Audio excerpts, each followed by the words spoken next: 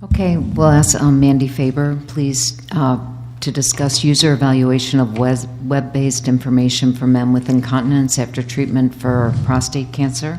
And she's from the University of Southampton, UK. Morning, everyone.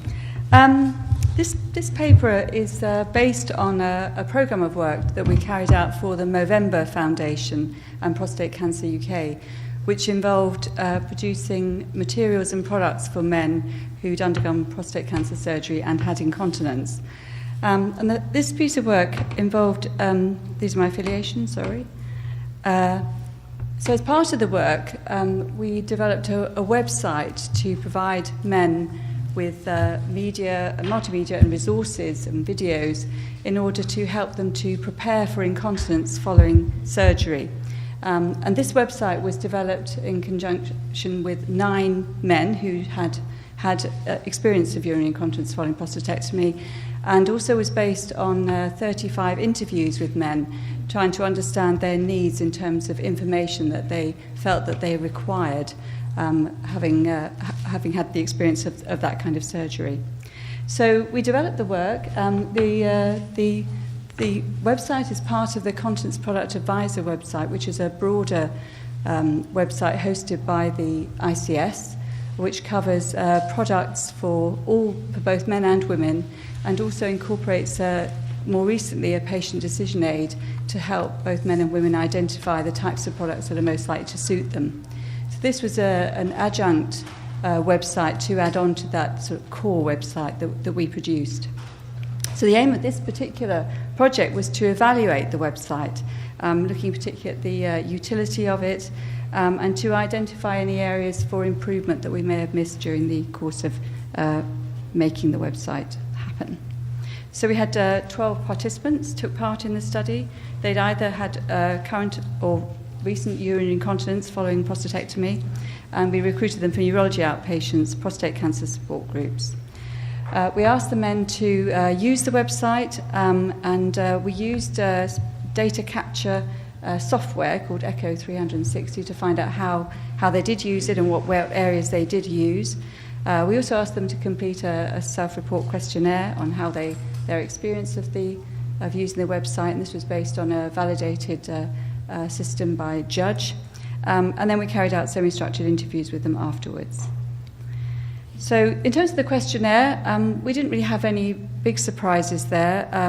Most men reported to find the website and all aspects of it to do with both managing catheters and also preparing for bladder leakage, coping with incontinence, all are either very helpful or quite helpful.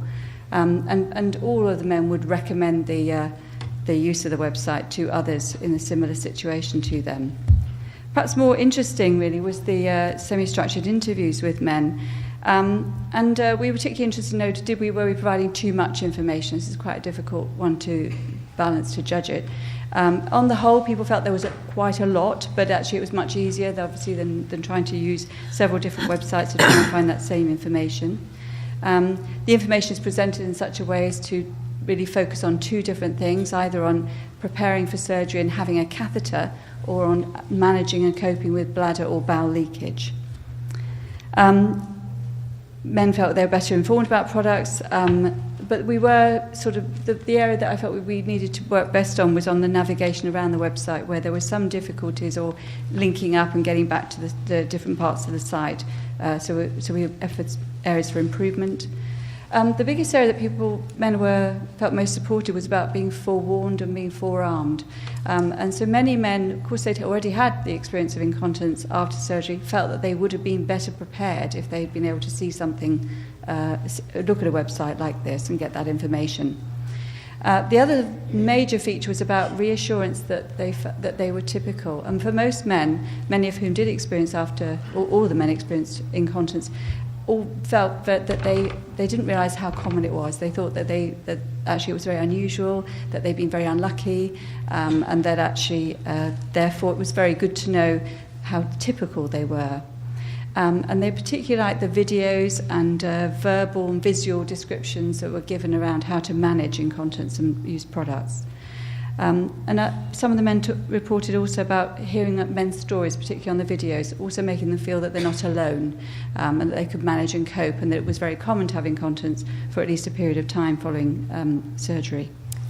1 minute. So the conclusion is that the website, which was co-produced with men, has strengths, in particular the user videos, also some weaknesses and gaps which we found, which we need to improve, particularly on the navigation, that the information was considered comprehensive, that there was a real benefit in terms of reducing feelings of isolation about being not the only one, and improving preparedness for catheters management and urinary incontinence management after surgery, with potential to support men both before and after surgery.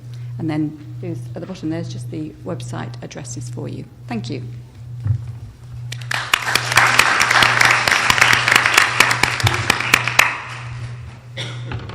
Thank you. Do we have any questions? We have 2 minutes for questions.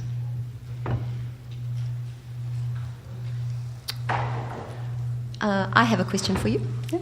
So where do you see this going now? What is the next stage for the website? Well, actually, for us, the next stage has gone actually into dementia. So we have So we've been asked by Alzheimer's UK, which is a dementia association in the UK, to produce a similar website for, and so all the websites take quite a lot. It's all in the work to understand the needs of the. So that there's a colleague of mine who's here is working on that project as a fellow.